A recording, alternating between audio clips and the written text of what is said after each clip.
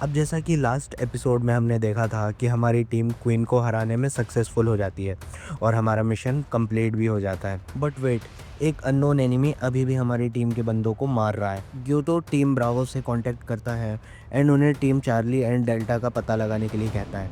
ये जापान के हंटर्स का लेकिन कुछ और भी मोटिव है। ये हमें जापान के चेयरमैन से पता चलता है। अब रास्ते में ग्योतो के का हेड देखता है एंड ग्योतो पर पीछे से एक एनिमी जोरदार हमला कर देता है। हमारे सामने रिवील होता है ये एंड किंग एंड ये इसे एक स्लैश में ही मार देता है। यहाँ हमारे कोरिया के एस रैंक हंटर्स कॉर्नर्ड हो चुके हैं और एंड सोल्जर्स इन पर अटैक करने वाले होते हैं कि जिनवू की शैडो आर्मी वहाँ पर पहुँच जाती है और इन्हें बचा लेती है। जिनवू भी गेम में आ जाता है और अब देखते हैं आगे। यहाँ ब्रॉडकास्टर्स लाइव बंद कर देते हैं क्योंकि हमारे हंटर्स मारे जा रहे हैं और ये आम जनता को ये बताना नहीं चाहते हैं कि हमारे इस रैंक हंटर्स कितने बेबस हैं मॉन्स्टर के सामने। उन्हें लगता है कि अब सब कुछ खत्म हो चुका है एंड सारी उम्मीद खो देते हैं।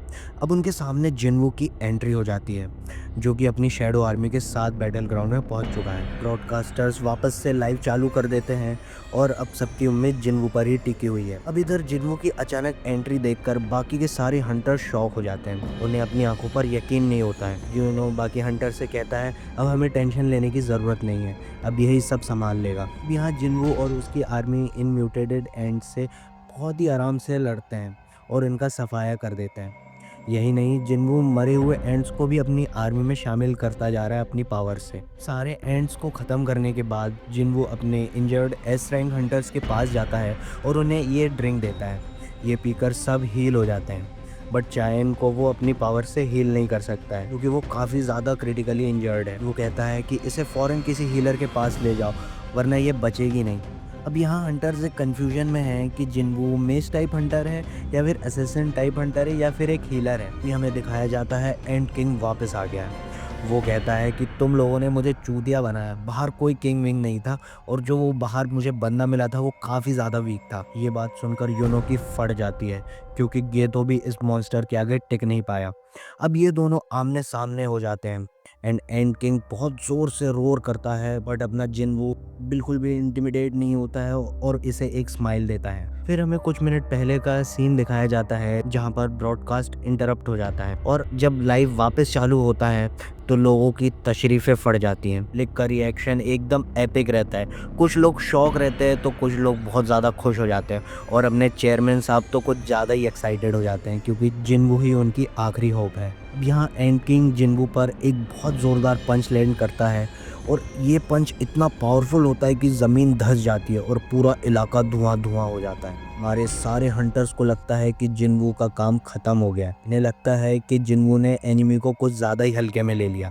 एंड किंग भी बोलता है साले तुम लोग सब फुद्दू हो। जैसे ही धुआं हटता है हम देखते हैं कि जिनवू पैसा का वैसा ही खड़ा है और उसे एक भी खरोच तक नहीं आई है। अब जिनवू डोमिनेटर टच का यूज़ करके एंड किंग को एक ज़ोरदार पंच मारता है और एंड किंग बहुत दूर जाके गिरता है। ये देखकर सारे हंटर शॉक हो जाते हैं। उन्हें बिलीव ही नहीं होता है आइस पर। ये सोचते हैं कि ये मेज टाइप हंटर होने के बावजूद भी इस फाइट को इतना डोमिनेट कैसे कर रहा है। लेकिन एंड किंग जितना फास्ट उड़कर जाता है उतना ही फास्ट वापस आ जाता है। अपना भाई जिनवू इसका अटैक एक ही हाथ से रोक लेता है और दूसरे हाथ से एक और पंच मार देता है। इस पंच का इम्पैक्ट इतना ज़ोरदार होता है कि ये अपना कैमरामैन की कच्छी गीली हो जाती है। लेकिन मुझे ये समझ में नहीं आ रहा है कि ये पगला अभी तक ज़िंदा कैसे है। हमारे इतने ओवर पावर्ड हंटर इस बैटल में पत्तों की तरह बिखर गए लेकिन ये अभी तक जिंदा है। Literally guys, cameraman never dies. अब यहाँ एंड किंग की बॉडी पर डेंट पड़ गया है क्योंकि जिनवू का पंच इसे बहुत ज़ोरदार लगा है। उसकी शील्ड तक जर्जर हो चुकी है। एंड किंग को कुछ समझ नहीं आ रहा होता है। वो सोचता है ये इतना पावरफुल कैसे है। अब जिनवू एक और अटैक लैंड करने वाला होता है कि लेकिन एंड किंग हवा में उड़ जाता है और जिनवू पर एक पॉइज़न वाला अटैक करता है और ये एक बहुत डेडली पॉइज़न है और माना के साथ मिक्स होने के बाद ये और भी ज़्यादा डेडली हो जाता है। अब पॉइज़न अपना इफ़ेक्ट स्टार्ट कर देता है एंड किंग कहता है कि चलो तुमने भाई मुझे बहुत अच्छी टक्कर दी बट अब तुम्हारा टाइम ख़त्म है और तुम मरने वाले हो। अब एंड किंग आगे बढ़ता है लेकिन जिनवू उसका हाथ पकड़ लेता है। ये देख एंड किंग की और भी ज़्यादा फट जाती है। जिनवू ने सिस्टम का यूज़ करके पॉइज़न का इफ़ेक्ट नलीफाई कर दिया है। अब इसके बाद जिन्वो एक ज़ोरदार पंच मारता है एंड एंड किंग बहुत दूर जाकर गिर जाता है। एंड किंग जिन्वो की एबिलिटीज़ के सामने दूध कम चाय लग रहा है मेरे भाई। अब यहाँ चायन की कंडीशन और भी ज़्यादा ख़राब हो रही है। जिन्वो को ये फाइट जल्द से जल्द फिनिश करनी होगी, तभी वो चायन के लिए कुछ कर पाएगा। जिन्वो अटैक करने के लिए जंप करता है बट एंड किंग वहाँ से गायब हो जाता है। ये लोग भी शॉक हो जाते हैं कि वो गया कहाँ। जिन्वो देख लेता है कि एंड किंग हवा में है। अब एंड किंग भी समझ जाता है कि जिन्वो उसकी लीग से बहुत बाहर है और वो पावर का यूज़ करके इसे नहीं हरा सकता। तो ये सोचता है कि मेरी असली पावर है स्पीड, तो मैं उसे स्पीड से ही हराऊंगा। अब ये अपनी फुल स्पीड में जिन्वो पर अटैक करता है, लेकिन जिन्वो उसे बड़े आसानी से डॉज कर लेता है। इससे एंड किंग और भी ज़्यादा शॉक हो जाता है बट अपने स्पीड वाले अटैक्स को जारी रखता है।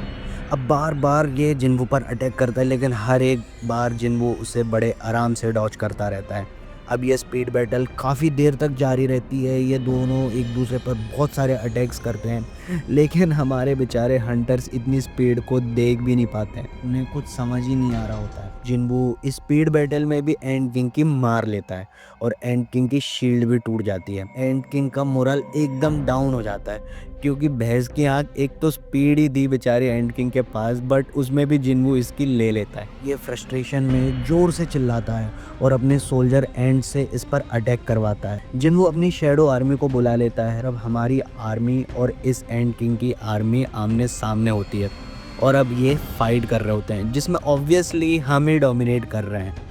एंड जिन्वो इसी बीच अपनी आर्मी को एक वार्निंग देता है। कहता है सिर्फ एंड्स से ही लड़ना है तुम लोग को, अगर किसी भी इंसान को चोट पहुंची तो मैं कभी समन नहीं करूंगा तुम लोग को। टस्क फायर मैजिक यूज़ करके सारे एंड्स को जलाकर राख कर देता है और इसका ब्लास्ट इतना पावरफुल होता है कि ये केव को चीर कर बाहर निकल जाता है। हमारे हंटर्स तो बस देखते ही रह जाते हैं। ये सोचते हैं कि जिन्वो को तो छोड़ ही दो, इस बंदे की आर्मी के भी बंदे इतने ज़्यादा पावरफुल हैं कि हम भी इनकी टक्कर के नहीं हैं। एंड किंग बैटल में अपनी एंड्स को मरता हुआ देख और भी ज़्यादा घबरा जाता है। कहता है जब से मैंने जन्म लिया है मैं एक भी फाइट नहीं हारा। मेरे रास्ते में जो आया मैंने उसको डिस्ट्रॉय कर दिया। मैं एक पावरफुल बीइंग था जो top of the food chain बैठा था। मैं एक किंग हूँ, मेरे रास्ते में कोई कैसे आ सकता है। एंड किंग के पसीने छूटने लग जाते हैं और अब वो काफ़ी डर चुका है। वो सोचता है अगर मुझे सरवाइव करना है तो मुझे यहाँ से जल्द भागना होगा। अब वो भागने लग जाता है, लेकिन हमारा जिन्वो अपना डोमिनेटर टच एबिलिटी यूज़ करके उसे पकड़ लेता है और उसके पंख तोड़ देता है, जिस मॉन्स्टर के कारण सारे एस रैंक हंटर्स का मुंह छूट गया था और एक सेकंड तक इनमें से कोई टिक नहीं पाया था। वही एंड मॉन्स्टर जिन्वो के पैरों की धूल चाट रहा है। अब ये इसके सामने रेंग रहा होता है और अपना जिन्वो अपने दोनों डैगर्स को निकालता है और इस पर स्लैशेस कर देता है और एंड किंग को बुरी तरह काट कर ख़त्म कर देता है। एंड किंग का चैप्टर यहाँ खल्लास हो जाता है। जिन्वो का लेवल भी बढ़कर 99 हो जाता है। बट यूनो चिल्लाते हुए बताता है कि चायन की कंडीशन बहुत ख़राब हो चुकी है। अब जिन्वो सोचता है कि मैंने यार कुछ ज़्यादा ही टाइम लगा दिया इस फाइट में, एंड अब उसे कुछ समझ में नहीं आ रहा है कि वो चायन को हील कैसे करेगा, क्योंकि सिर्फ एक हीलर की एबिलिटी से चायन की कंडीशन को हील करना पॉसिबल है। शेडो एक्सचेंज करने का सोचता है, लेकिन वो भी यूज़ नहीं कर सकता क्योंकि वो बहुत टाइम टेकिंग है। तभी उसे एक आइडिया आता है। अब वो कैमरामैन को कैमरा बंद करने के लिए कहता है, बट ये कैमरामैन कुछ समझ नहीं पाता है और उससे पूछता है कि क्यों। ये कहता है जल्दी करो नहीं तो तुझे फोड़ डालूंगा। ये फटाक से मान जाता है और कैमरा ऑफ कर देता है। अब जिन्वो अपने शैडो सोल्जर को एक ऑर्डर देता है कि वो बिंग यू की बॉडी को जल्द से जल्द ढूंढे। अब एक सोल्जर फटाक से बिंग यू की बॉडी को ढूंढ कर ले आता है। यूनो बहुत गुस्सा हो जाता है और जिन्वो पर चिल्लाता है कि ये क्या कर रहे हो तुम। बेसिकली बिंग यू यूनो का बेस्ट फ्रेंड है, तो वो आउट ऑफ रिस्पेक्ट चाहता है कि वो उसकी बॉडी के साथ कोई भी छेड़छाड़ ना करे। जिन्वो अब अराइज बोलता है, बट शैडो एक्सट्रैक्शन फेल हो जाता है। बट ये फिर से ट्राई करता है एंड ये फिर से फेल हो जाता है। जिन्वो सोचता है कि जिस लेवल पर मैं हूँ शैडो एक्सट्रैक्शन करने में मुझे कोई प्रॉब्लम नहीं आनी चाहिए। शायद बिंग यू खुद नहीं चाहता है कि कोई उसकी शैडो को एक्सट्रैक्ट करे। जिन्वो चायन का चेहरा देखता है और सोचता है एक लास्ट बार और ट्राई करता हूँ। अब ये बड़ी उम्मीद भरी आवाज़ में अराइज बोलता है।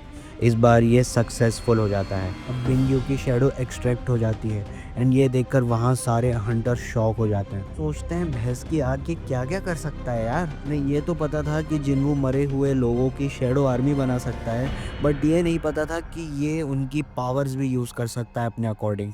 अब यहाँ बिंगयू बिना किसी कमांड के चाइन को हील करने लग जाता है, क्योंकि ये भाई अपना एक प्योर सोल है। अब जिन्वू से कहता है कि ये बिंगयू नहीं हो सकता। जिन्वू कहता है मुझे पता है।